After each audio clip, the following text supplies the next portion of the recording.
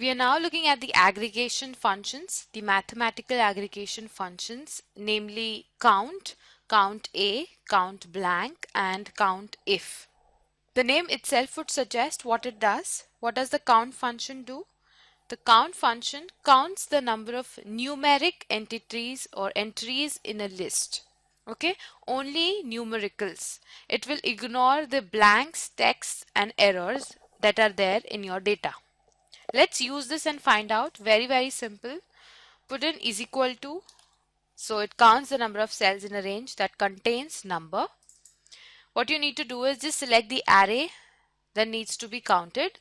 Here it will be C4 to E4, close the bracket and click enter. It is giving us a count 3. Yes, there are 3 entries under this array, so it gives us the number 3. Let's copy paste this across to find out all of them. 3. This is also okay. There's a negative number. Since it's a number, it'll count that as well. Now there is a date in this data set, in this array. Still it give us a number 3. Now date has a format. Okay, it has a number associated to it, hence it counts that as well. Here also there's time, is a number, so it gives us the count 3. Here if you see, it is giving us a count 2. That is because we have a blank, and count ignores blank. Here it giving us a 2 because there's a text. Similarly over here, if you see, there's a error, #div error, hence again it is giving us a 2. So this counts the number of numeric entities, but it ignores the errors, text, and blanks.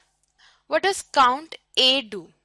This will count the number of numeric as well as text entries in a list, though it will ignore blanks. So count A counts the number of cells in a range that are not empty.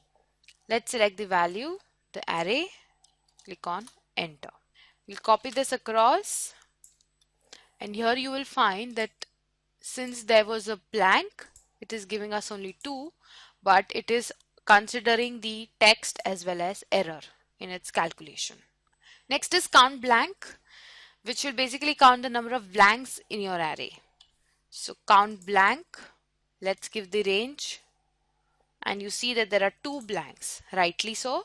There are 2 blanks in our array, and it has given us the count of the blanks. Finally, count if. Now what does count if do? This function counts the number of items which match the criteria that has been set by the user. Okay, there can be various criteria which can be applied. We're going to use few of these criterias. For example, from this data set, we want to find out how many brake shoes have been bought. So how many times brakes have been bought over here? If you can see, brakes have been mentioned twice, so it should be 2. Let's use the COUNTIF to do this. Counts the number of cells within a range that meet the given condition. We give the range. We also need to give the criteria.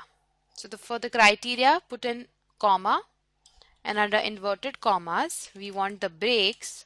So we type in brakes, close the inverted commas, enter. Brakes is what we have got twice. How many tires have been bought? Similar thing. COUNTIF. We give the range. Next we give the criteria. 3. 1, 2, and 3. Finally, how many items cost 100 or above? Again COUNTIF. 100 or above. Let's give the range. Greater than 100. So under inverted commas, greater than is equal to 100. Close the inverted commas and the bracket, gives you 5. 1, 2, 3, 4, 5. Perfect. You can count the name of the item. For example, if we want to count service, again we can use COUNTIF. We need to give the range, the criteria. We had written service over here, right? So you can either type in service or link service.